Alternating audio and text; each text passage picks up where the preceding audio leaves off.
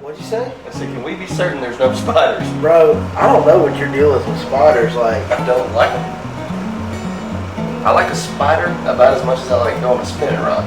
I mean, I get it because I'm really scared of snakes, but I mean, the spider thing, they're just like, look, here's the solution to a spider. Step on it. Right. But what if it crawls in the couch and it's just no longer there?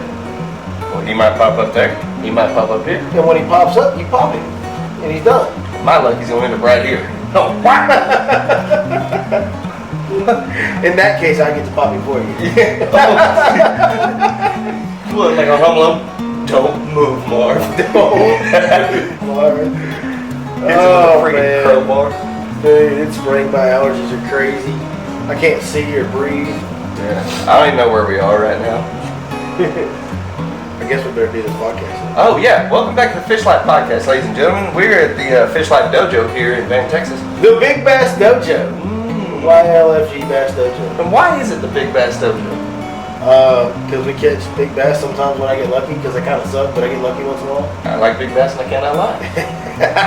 Them other guys can't deny. That's right. When I flip my jig down in them roots and it gets big, I get strong. I'm going to set the hook and lead on back. Just reel them in, just reel them in. Even backseaters got the shout, fish got guts. I probably spent way too much time thinking about that in the past. Dude, who says you can't have open mic night on a Sunday? I mean, open mic night on a Sunday.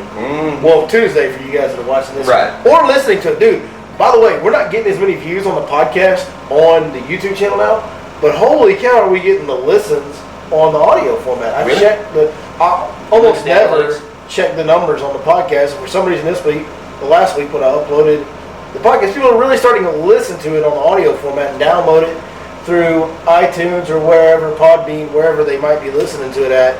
And man, thank you guys so much for listening to the podcast the way you have. I mean, that's ideally there's not much video value to this. It's two ugly rednecks from East Texas, one with a beard that's way out of control because the barbershops are closed down, just sitting here yakking. So there's no, like, we're just in my garage, on the couch in my garage talking. There's no video value to this. But this is designed to be an audio consumed format. You guys are really starting to consume it that way. I don't blame you. I wouldn't want to look at us either. Yeah. People tell me all the time, they're like, man, I don't really like you. And I'm like, I don't like me either. You know? Speaking of that, tonight's podcast is a special one. And we'll do a little bit of fishing stuff off the top. But we're going into a true American icon, American legend hero. We're going to talk about John Daly in depth tonight. The John Daly. The grip it and rip it. The only one. The only one that's ever... That there ever will be. Yeah, ever. I mean, that's kind of the way I play golf, but I'm not good at golf. The difference is he beat some of the best with a mentality that just is not of a professional golfer's mentality. So let me tell you, the deal is John Daly plays golf, grip it and rip it, and zip it. Like, that's kind of like the way John Daly plays golf is the way I try to play life. Right. Yeah. You know what I'm saying? I didn't know that about myself. Yeah. He's my hero. Yeah, absolutely. So, I mean, fishing-wise, hey, the fishing's good. It's really good. It's about to get a lot better. I've looked at the extended forecast now. We've got a lot of upper 80s days. Okay, some warmth is really going to bring some consistency because what has happened, if you really sit back and kind of look at the big picture of what's going on at the fisheries around here, it got really good when they first started spawning. You know, we had that long delay. A lot of spawning bass got delayed this year. Then we had that big wave push up. That second wave was maybe even bigger that pushed up. And man, that from like the middle, right around the middle of March to the end of March was just unbelievably good. Yeah. And then April's been good, but not great for April, is what I would say on most of our lakes around here. We've had a lot of rain. We've had a lot of mini fronts. Dirtier water than normal.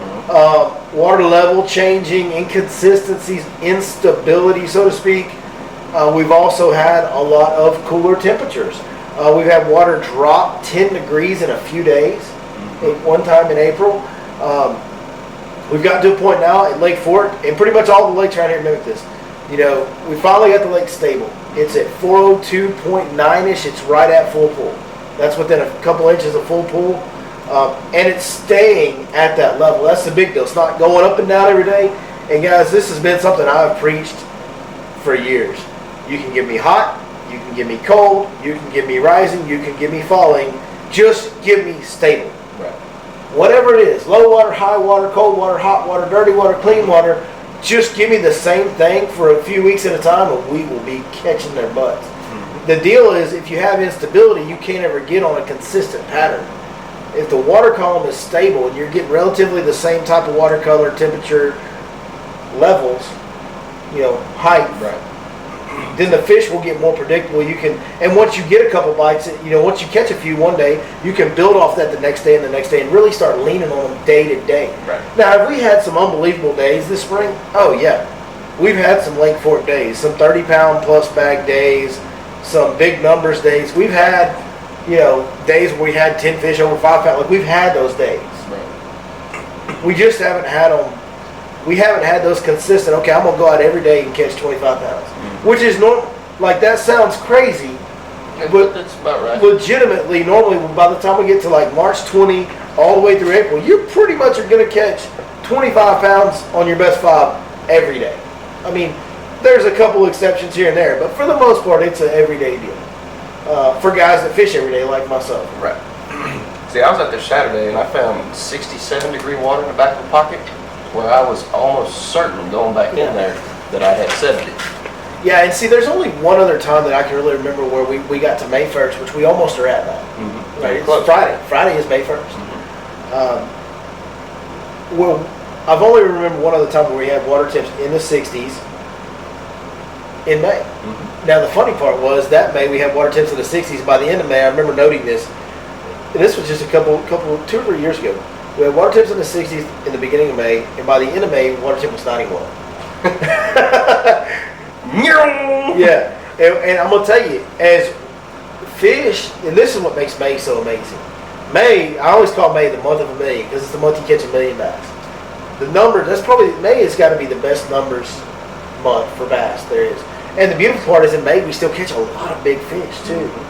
Maybe not consistently every day, but we do catch a lot of big fish in May. And the thing is, fish are cold-blooded creatures. So as the water temps increase, their metabolism increases. And as that metabolism initially increases, boy, they start eating, and they eat, and eat, and eat. And they're tired, and they're coming off beds, and a lot of them are now recovering from being off that bed, and they're ready to feed up. Oh, I like catching them big post spawners in May. May is a beautiful, beautiful time of year to be bass fishing. We're starting to finally get some of that warmer weather in the forecast. We're going to get that water up into the 70s. The shad have been spawning a little bit. They're really fixing to start spawning hard. I've found some brim beds this week. There's some brim spawn. So you can go sight fish for bass, catch spawning bass. You can go out on main lake points and catch them pushing gizzard shad up in schools and catch kind of pre and post spawn fish doing that. You can chase the threadfin shad spawn in the mornings and catch huge numbers doing that. Mm-hmm. You can go to the brim beds and pick off groups of 2 or 3 pretty good sized fish, bigger fish a lot of times on that brim spawn deal. For each brim bed you find usually. Once you know where they are and you kind of get out, back off them and fish around them.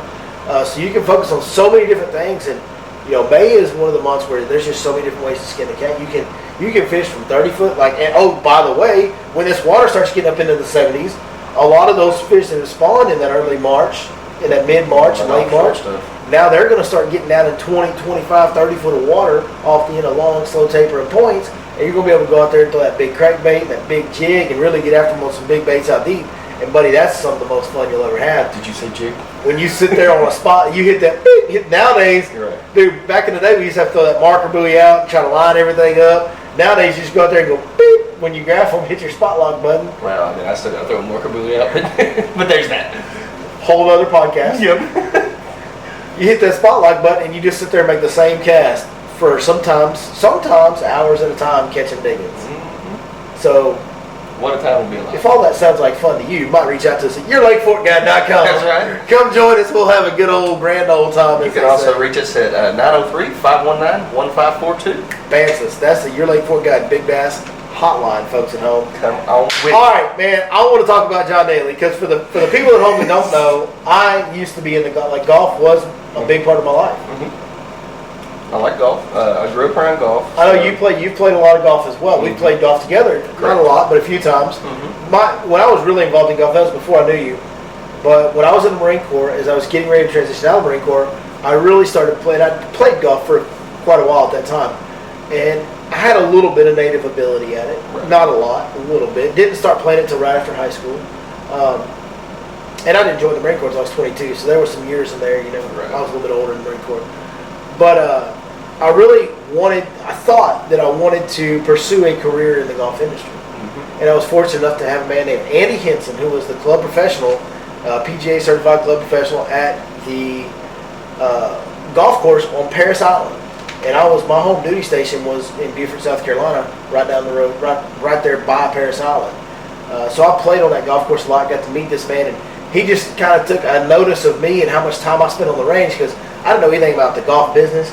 I just knew that I needed to continue to get better at golf, and then go. My whole plan was, folks, there's a reason I'm a fishing guy and not like a scientist or something. Okay, there's a reason for this. Not the smartest guy. This was my whole game plan for life after the Marine Corps. You ready for this? I was going to get as good as I could at golf while I was in the Marine Corps, because I had access to good facilities for cheap to free. Yeah. One of the benefits, and that was nice. I was going to get as good as I could at golf. I was going to go get any job I could at a golf course and convince them that I needed to be a golf pro. Get in the PGA program, take the test, and become an assistant pro, and maybe go on to play tournaments and stuff like that. So what I did was I just started. We had a free driving range. I hit golf balls every day at lunch. I went to the golf course after work, practiced short game, played golf sometimes, not all the time. Really did a lot more practicing than I did playing.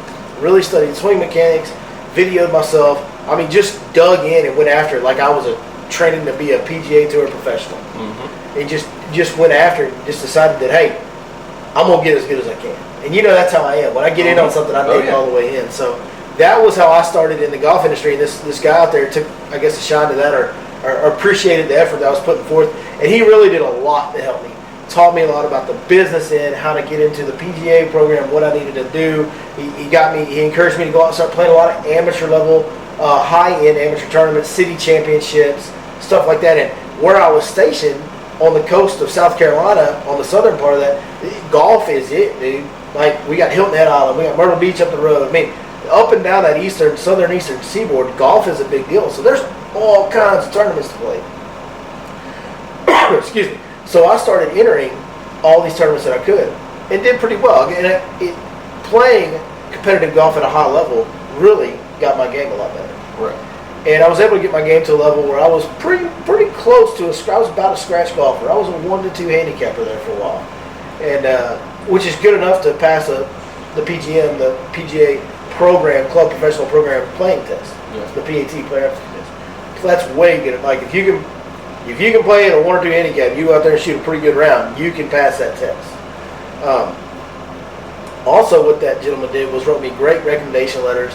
I sent out resumes to all the golf courses in East Texas when I was getting ready, in this region, when I was getting ready to move back home. Mm-hmm. And through his recommendation and through him, talking to the people that ended up hiring me, I was able to walk straight into an assistant professional job right out of the Marine Corps. So I was an assistant golf pro, taught lessons, played with the members a lot, and just life happens, and there's not a lot of money to be made. And my wife got pregnant real fast after I got out of the Marine Corps, mm-hmm. and I ended up going a different route professionally. I ended up coming to a decision where I either had to move to a different area or move to a different area where I could make more money in the golf industry. Because there's not a lot of money in East Texas to be made in golf. Right. There's just not.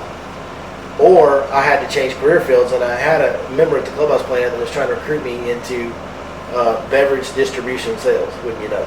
Wouldn't you know? Where I ended up mm-hmm. being you. Mm-hmm. But, so I took a sales job right before we had our first child, and bailed out of the golf deal.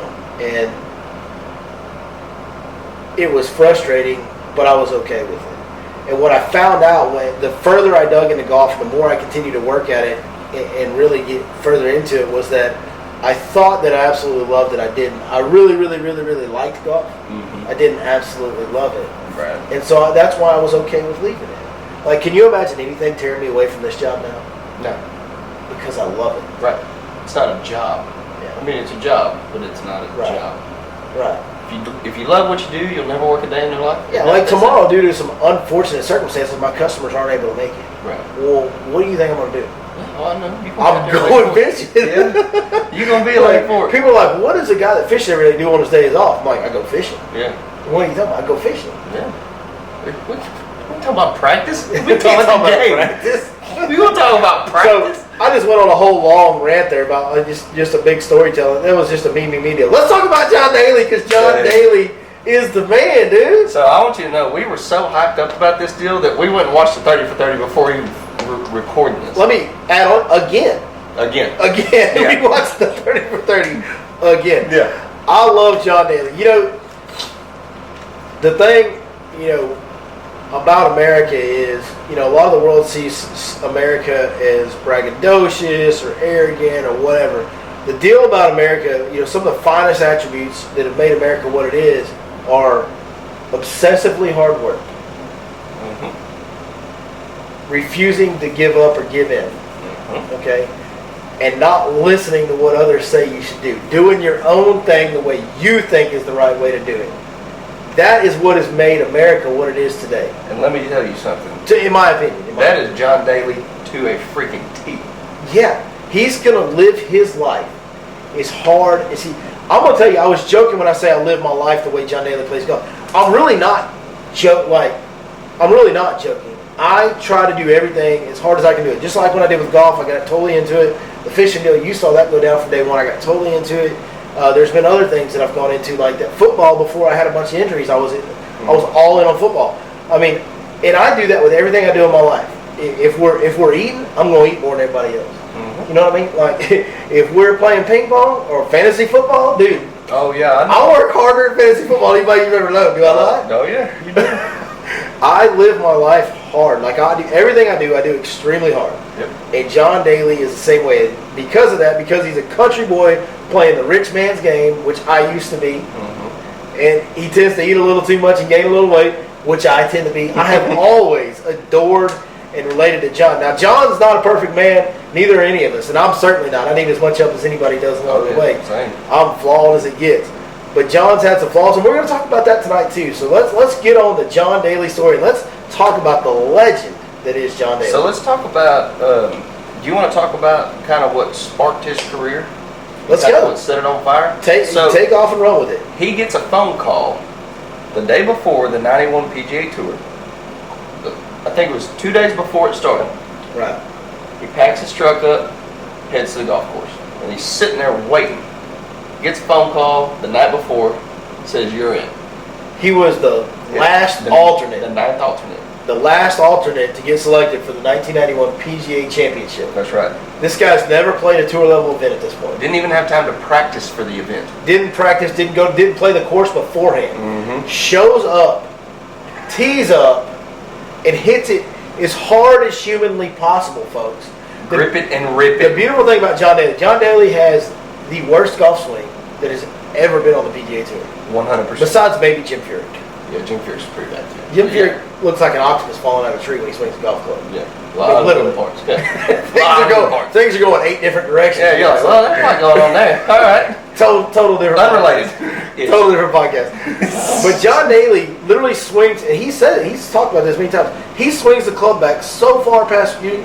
You're supposed to, the furthest back you're supposed to swing the club is getting the club parallel to the ground at the top of your backswing. Well, Daly swings it back so far that the club's pointing at his left shoe almost. Yeah. He can literally see the club head Out of his left eye. That's not what you're supposed to do. No. Because he was doing an interview whenever he was battling injuries and stuff like that. As he got older, yeah. As he got older, and the guy he gained some weight, lost a little flexibility. He said, "How do you feel?" He said, "Man, I feel great, man. I can finally see that club head out of the left corner of my eye again." He swings it back so far that he can, even as he's got his head turned with his body, he can see the club head out of his left eye. And he, by far, has the longest swing. I heard him say something else one time that was really funny about that. He said, "I'm going to be the greatest senior tour player that has ever lived." And the guy's like, "Oh, is that right? Why do you say that, Big John?" He says, "Well, I swing the club so far past parallel now, by the time I'm like 65, I'll be at parallel and I'll still be hitting it past everybody." I mean, he ain't lying. He's got a point, right? He's got a point. But yeah, so he shows up, tees up, hits it as hard as he possibly can. Drills it. And kind of like whips on him in that tournament a little bit. Yeah. Like, that wasn't a deal where he had to make a putt on the last hole to win it. No, he walked it by like 6 strokes. Yeah. He put it on him in that deal. And if you've never played golf at a really high competitive level, and I know there's probably not a lot of people listening to this that have, probably some that have, Yeah. probably not a lot of people listening to this that have, but playing golf in a one-day tournament's one thing. Right. Playing golf in a weekend team event, that's one thing. Playing a club championship one day, that's one thing. Playing golf for 4 days on a championship level golf course with big nasty rough and hard greens and the mental grind and focus that it takes to play golf for 4 days without blowing up at some point, which is what it takes to win at that level. Oh, and by the way, against the best in the world doing it. Yes. There's that. There's a sidebar that we'll get to here in a minute. Right. Remind me about how good these guys are. Yes. But to do that for 4 days, the mental focus and grind that it takes is unbelievable. And for John, the way that he played the best was kind of to take the grind out of it, just swing it as hard as I can, drink some beers at night, show up feeling kind of groggy-headed, and just say, hell with it, I don't care. I'm going to hit it hard as I can, and I'm going to knock this putt in the back of the cup. That's like, right. he tried to knock putts in. A lot of times, he would just drill them in the back, dude. Like, he would make the cup wider. Right. Yeah. Oh, yeah. But at the same time, he had soft hands. Yeah. And he had, the thing about John Daly you can't deny is a native ability, A, to swing the club that wild, but be able to, relatively consistently put it on plane, on time at the ball. That's unbelievable. God-given hand-eye coordination and control. The soft touch he had around the greens and his putting ability, he wasn't a bad putter. He was a good putter. There are no bad putters on the PGA Tour. No, ever. One. And on top of that, dude, in bunkers and around rough, he just had a really soft touch. So he had a lot of native God-given ability. Also, like everything else, nobody gets to the top of the mountain without an unbelievable amount of work. When John Daly was coming up, he worked as hard at golf as anybody ever has. He did.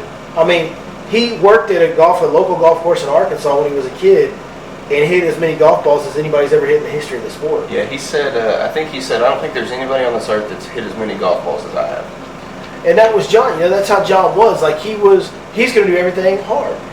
He was a tremendous, and we'll get into this more, he was a tremendous woman chaser. He was a tremendous Miller Lite consumer. Yep. I believe he liked to puff on a few cigarettes. Jack Daniels, Diet Cokes, chocolate. Microwave popcorn. Yeah, he is an addictive personality, and he gets obsessed with things. In fact, but he worked hard. That was the deal. Yeah. He also was obsessed with golf and making himself better at golf, and he practiced and worked at an unbelievable rate growing up. So don't think that John Daly just went through life and got the lucky hand. Nobody, folks, nobody gets the lucky hand. LeBron's not the best basketball player because he's 6'9", 240 and runs like a deer. There's a lot of guys in the NBA that are 6'9", 240 and run like a deer that aren't LeBron. Mm-hmm. The people that get to the top of the mountain get there because they absolutely outwork everybody. They work at a rate that's almost humanly impossible. That's right. And Daly was the same way. Yeah. He's an Arkansas boy, homeboy. He talked about this diet, right? So he wanted to go to Arkansas. He had a bunch of colleges recruiting because he was a phenomenal high school golf player. Mm-hmm. But he wanted to go to Arkansas. He was from Arkansas. His heart was set on that. The coach at Arkansas said, hey, well, I want you to play here, but you got to lose, what did he say? 70 pounds. He said you got to lose some weight. No, he said lose some weight because he was sitting 235 at that time. And so John's answer to this, again, there's a reason John's not a scientist either. John's answer to losing weight was, I'm going to do nothing but eat popcorn and Jack Daniels. And he went on a strict Jack Daniels and popcorn diet and lost 70 pounds in 2 months. 67 pounds. 67 pounds in 2 months. In 2 months? Yeah. Was it? Golly. He was like I said, he did things that were humanly impossible. Mm-hmm. Right? So that's what John Daly, that was his answer to I'm going to lose some weight, popcorn and Jack. I don't like popcorn that much. I don't like Jack Daniels that much. No, I don't. Definitely don't. That's a gunslinger right there. Golly. So he lost a lot of weight, had a great college career, and then went professional after that. And, that's where it started, was the 91 PGA Championship. That's right. And so get this, he had borrowed $300 from his mom beforehand to get his career started. To pay an entry fee. Wins the tournament, celebrates by him and his old lady. Well, the $300 entry fee was for a under tour tournament, not the PGA Championship. Right, but But yeah, so he borrows $300 from his mom, plays a mini tour tournament, wins it, tries to pay his mom back. His mom said, "No, you keep that, get your career started, save all your money, blah, blah, blah." Goes on, qualifies, gets to be an alternate for PGA, and then he gets there. And yeah, when he wins the PGA Championship, he still has no money. And the day he won the PGA Championship, they rented him a limo. And he took the limo to McDonald's to celebrate. Because he couldn't cash a check till the next day. The check couldn't get cashed yet, so he went to McDonald's. So then within a year, basically John Daly wins this PGA Championship and becomes a legend overnight. Mm-hmm. It's as meteoric of a rise as anybody's ever had. Mm-hmm. And John, being who John is, he lives life to the fullest every day.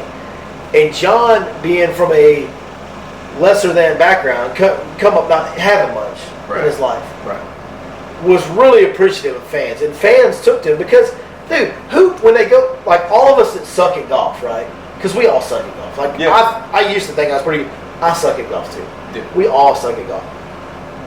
We all want to go out there and hit the ball as far as we can. Yeah. Like, for the most part, pretty much everybody I know just goes out there and wants to hit the ball as far as they can. Yeah. And Daly did that and beat all the guys that said you can't do that. So we all love John Daly. Yeah. So John Daly loves the fans because he's never had anything in his life, and now all of a sudden the way he sees it is these fans are inspiring him to hit it even further and drain that putt, and they're cheering him on and they love him. And they're giving him like they really fuel his performance when he's on this big tour level event. Mm-hmm. And he parties with them afterwards. Oh yeah. And he parties with everybody. And he's drinking and smoking cigarettes and eating bad food. In jail. And I mean, all kinds of things. Within 1 year, he has literally drank himself out of being able to be a good golfer. Yep. And he self-admits that, once he had that PGA Tour win, a PGA Championship win, he kind of quit working as hard as he used to work. Mm-hmm. And he kind of drank himself into not being as good of a golfer. And he had some problems. He had some legit, real problems. And the deal with John that makes him so great is he never hides anything. Mm-hmm. That is what people, I think, love the most about John Daly is he's flawed. He's amazing. He's great. But he's terrible, too. Yeah. And he shows us all of it. Yep. He lets everybody in because he appreciates that they want to know the story and he's happy to share the whole story. There's no, we all have like our professional, like when you walk into a store to deal with your accounts in the beer business, Right.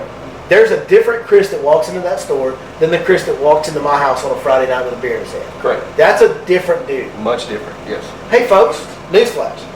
When you show up, first hour of the guide trip, that's a different guy than is here at my house on Friday night. When I turn on the camera, I'm a little bit different. Like, Right. we all we have our little things that we hide and we Put on maybe a little facade, I guess. Yeah, we all do that. Yeah. Everybody does that, but not John Daly. No, John Daly was, even as the story's progressing, you're sitting there looking at it and he's showing you everything. I mean, it's all out there all the time. He gives you the real deal. And I think that's what's made him such a legendary status superstar type of figure. Yep. And Yes. Now tell the story. So there's so many great stories that make him legend. He spent the night in jail one time because of what? because he passed out drunk in a Hooters, He was in a Hooters and got so drunk he passed out. and he didn't want to go to the hospital and didn't have a ride home, and so they called the cops and They just let him spend the night in jail. Not Yeah. like, hey, you're under arrest, Right. we're going to charge you. Yeah. Like, they just took care of him and gave him a place Yep. to sleep for the night in jail. That's right. Gosh, dang. Just legend, bro. Legend. I remember he said something too, and this freaking ladies man, by the way, and he says, Oh, I'm not he's the pimped best up. looking, but he's pimped up, dripped out, like he is the deal. He said, how did he exactly word it? He said something about the apparel, signing apparel, that's all fine and good, but man, there's just so many parts on a woman's body to sign. I was like, golly. Yeah, he loved the ladies, and he married a Dallas Cowboys cheerleader. So, everybody is back in their work apparel now, and all of a sudden the podcast just cut off. We had what you might call some technical difficulties last night. Fish Life Podcast, Carbonaro effect. Definitely not the best fishing podcast, but we're going to keep saying it's the best fishing podcast out there until someday, probably never, but someday maybe that'll be true. It's like magic. Yeah. Yeah. We're going along with that. What is that deal that they say that you can, we're manifesting this into the best fishing podcast. We're just going to keep saying it till it's true. I like it. If we believe it hard enough, it'll eventually be true. Anyway, let's resume our talk about John Daly. Sorry for the interruption there, folks. But, yeah, so Daly wrapped up PGA Tour win and then became an alcoholic and kind of tried his best to really throw his career down the tubes over the next year. Then he sets out on the road to recovery and had some good golf moments, had some really rough moments. I mean, moments, there was footage of him, playing tournaments, wearing jackets in 85-degree weather.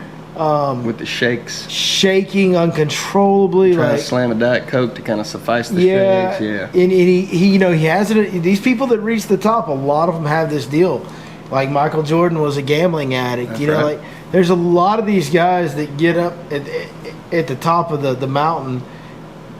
The mentality that it takes to get you to work at an obsessive enough rate to get there lends itself to being an addictive personality, it seems like. Yep. And Daly was no exception. And he kind of traded in his alcohol addiction for chocolate and Diet Cokes and cigarettes. Yep. Caffeine, sugar, and nicotine took the place of the alcohol for him. But, the good news was for all of us, he kind of got his stuff back together. That's right. And we got to watch John Daly play golf at John Daly's peak again. He rolls into the 1995 British Open. And the British Open is not, you go to the British Open, it's high winds, it's hard courses. You got to really control the ball, kind of flight it down a little bit. Flight, yeah, low spin rate. Yep.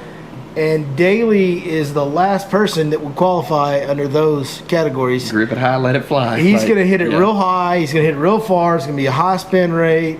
That's not his deal. Right. And lo and behold, against all the odds, he goes to the British Open. He's tied for the lead after the first day in 95. He ends up in fourth going into the last day. He ends up putting up a number and letting the last couple guys chase him down. And so then one of the craziest things in golf happened. One of the craziest moments, like, unfortunately for this guy, the end of the story, we don't want to be, anticlimactic here, right. But this guy gets cut off at the end of the story. But Constantino Rocca comes up on 18, and he has a virtually impossible up and down that he needs to get up and down to tie Daly. He's greenside, but he's got a chip over. He's got a little hill in front of him, then a grass bunker. Then he's got a big, knob on the front edge of the green there in front of him. The hill, the slope's kind of running away from him. If he carries the ball onto the green, which he has to, or he's going to be in the grass bunker, he's going to just go tumbling down the hill past the hole. He's almost got to hit it just on the downslope with enough spin to slow it down to where it just trickles. And off the tight lie of those British Open fairways, you're not getting that. Right, exactly. Like, he's basically facing a very, very... I mean, he's going to have to make a long putt to get up and down. Correct. He's not going to get this ball close. Even worse than that, he goes up there, and I'm talking about lays all the sod over the top of the golf ball, Jack, and just chili dips it as worse as anybody's ever chili dipped it.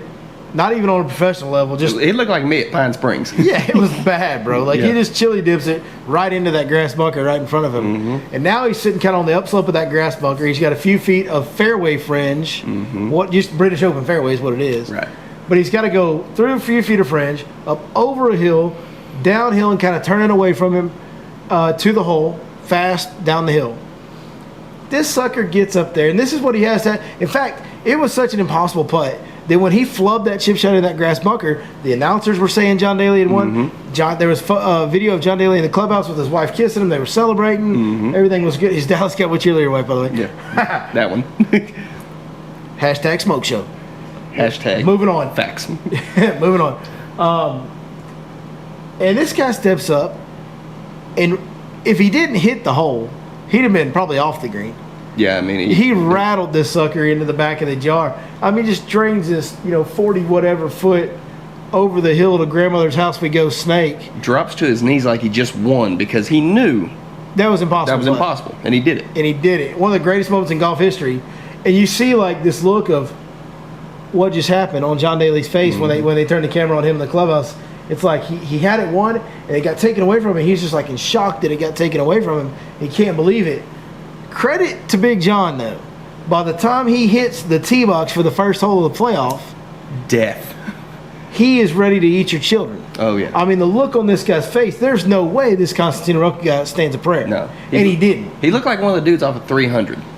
Yes. Showing up to the Persians. This is the Open. This is the British Open. So, yeah, he was definitely doing full frontal kicks to the chest of Constantino Rocca throughout that playoff. Ends up beating him by like 8 strokes, 7 I strokes, don't something know like what that. It was bad. It probably wasn't that 4 much. over, 3 That under. sounds like it has to be an exaggeration. No, he was 4 over.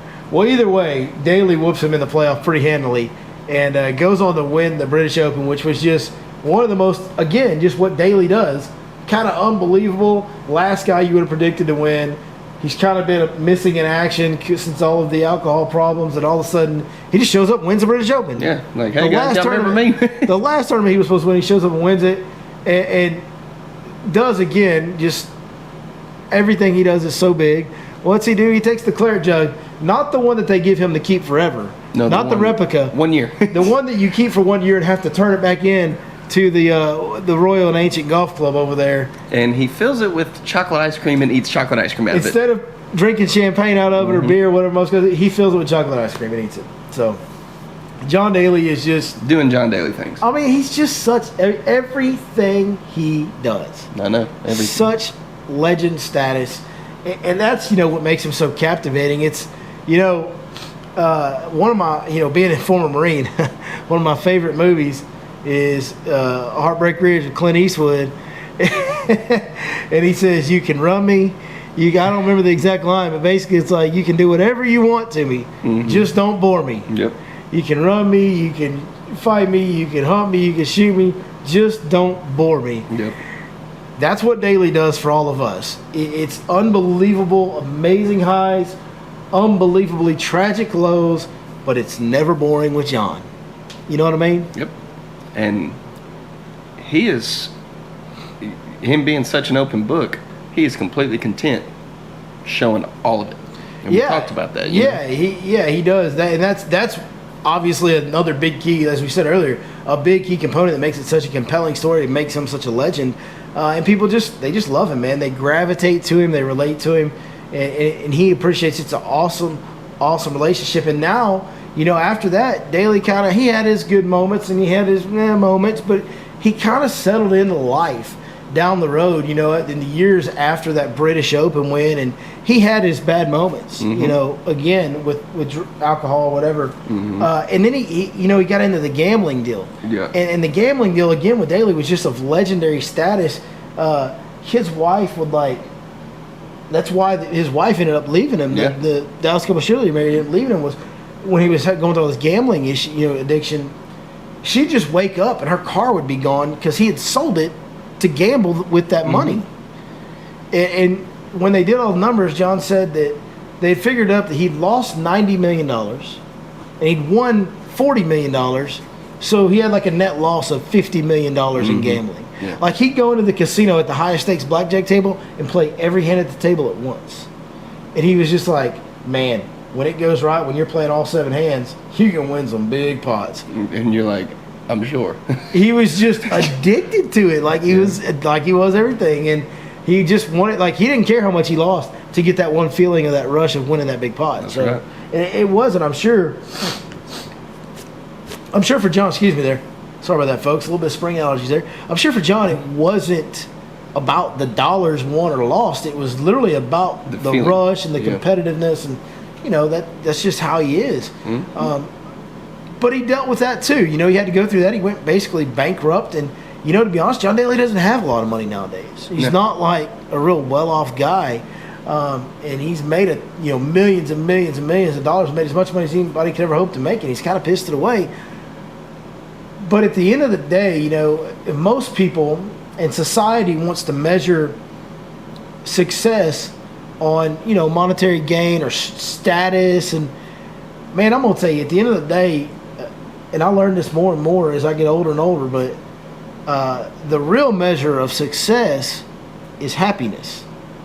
Being happy in the skin you're in. Do you wake up and look forward to the day? Are you excited about your day every day? And as you look at where John Daly has come to in his life, where he has ended up, he plays golf when he wants to play golf. Mm-hmm. And he still loves golf. Mm-hmm. And he still hits it as hard as he can. And he still plays, tour level events. That he's, a really good golfer still. He's going to play on the senior tour, His kids are growing up. He's got a little boy that's into golf, and he gets to go to all of his golf events and follow his junior tournaments, and I'm sure he'll play on through high school and all that, most likely. He's got a new fiance that he spends a lot of time with. He's got a band. They make some actually pretty good music. Yeah. And so he plays golf. He hangs out with his kids, and he plays music in his band, and he drinks again now. Beer when he wants to. But now he's kind of settled in. You can tell he's a content guy. He's not a guy that was obsessed with all the competitiveness and obsessed with the outside pressure of who he should be or anything. Right. Because I think when you got an addictive personality, that alcohol problem he had earlier in his life, where it went to such an extreme, was like, well, John was doing that because of all the stress he felt of everything else. That was the reason the drinking may have got so extreme. Right. I don't know. It's just me projecting my own thoughts onto it as I can see it. But now he does drink. And he doesn't have any remorse about it. Like, he's not like, oh, I shouldn't be doing this because I had a problem. He drinks and doesn't care what people think. And he's really reached a stage of life where he doesn't care what anybody thinks. No. He's going to go out there to that golf course, hit that ball as hard as he can. He's going to love his family and his kids as hard as he can. He's going to play his music as hard as he can. And when he gets done, he's going to sit there and he's going to grip it and sip it, as he likes to say. He's going to grip it. He's going to grip it and sip it. That's right. And he's going to enjoy every day. And he really seems like a guy that is truly happy and truly content with his life. And man, to me, for a guy like that, he's experienced the highest of highs. He's achieved things that most people on earth couldn't fathom achieving. He's lived through and survived and come out on the other side of some of the lowest of lows. Mm-hmm. So he's got all this life experience, and at the end of it comes out and ends up in a place where he loves his life every day. He loves his family, and he's happy. And man, what else could you hope for anybody than that right there? What more is there in life? He is definitely, he has lived a life, and he seems to be doing just fine now. Yeah, I mean, it's been awesome to see it go down the way it has for Big John. And I think everybody, John's just one of those guys, nobody dislikes him. Yeah, nobody. Even if you're not necessarily a quote-unquote golf fan. Yeah, like you may think he's an idiot. You may think, oh, God, what a waste, blah, blah, blah. I would say not a waste. He did it his way. He achieved what he wanted to achieve. He made the mistakes that he felt like making, mm-hmm. and he came out of it happy. So, you may think it was wasteful or he could have been better, blah, blah, blah, whatever. But nobody is, like, mad at John or thinks John's a bad guy or doesn't like John. I mean, if you do, then you're just an unhappy person yourself. I mean, Yeah, there may be some truth to that. But, yeah, so, I mean, I think everybody out there is probably in agreement with us that it's just really, really good and comforting and encouraging to see a guy like John go through everything he's gone through, and you pull for him, and then he comes out of it in a good, healthy, happy place. It's a beautiful thing, man. Dude. It's a beautiful thing. I've always been a big fan of John Daly. And I'm telling you, from the moment we brought that up a couple podcasts ago, we were all I was like, yeah, we got to do that. Because a lot of people don't know the true story. And, we obviously gave the Cliff Notes version, but... We gave the Cliff Notes version very much, but... And the deal is, nowadays, the Daly story is far enough in the past that, maybe there is some out there that don't know it. Mm-hmm. Especially some of the younger guys. Right, because he started making his run when I was 2 years old. Right, yeah. So, No, I was a kid. Growing up around golf, that's the reason I kind of know. I'm a good bit older than you, and I was a kid when he was making his run, and I remember it though. Yeah. Tiger Woods was obviously a huge, big deal mm-hmm. when he came about because he was so great. But man, like there for a little while, Daly was kind of as big of a deal as Tiger was. Like he moved everything in the golf world. He moved the meter there for a little mm-hmm. while. It was just in short flashes, whereas Tiger did it over a 10, 15 whatever it was. I don't know. From 97 to 2012, 10, 11 when he had the fallout. So, mm-hmm. Somewhere between 10 and 15 years, Tiger was the end all to be all for the whole time. Yeah. Whereas Daly was just a couple years, flashes here, flashes there. And what? Just comparatively speaking, and this is a whole nother tangent, but just squirrel.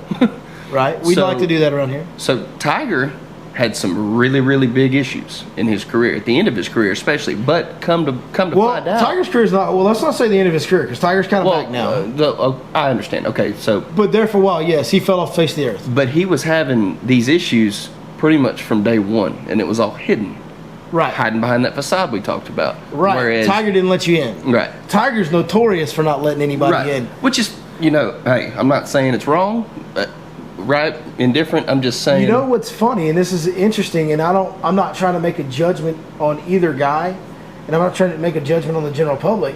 But what is funny is we discussed how Daly lets the whole story out, lets everybody into every aspect of his life. Mm-hmm. And when Daly had his downfalls, people still loved him and Right. wanted the best for him. Right.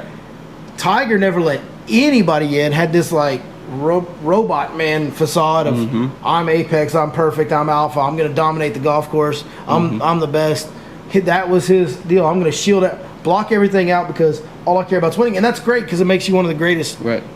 arguably the greatest to ever do it. You could make that argument, Jack, whatever. Jack or but- him. Yeah. But yes. But the competition, that's a whole nother discussion. But he had a totally different way of doing things where he blocked the general public, kept everybody at bay. And when he had his downfall, People were pissed. the at Tiger. general recourse was like, what a bad person he is.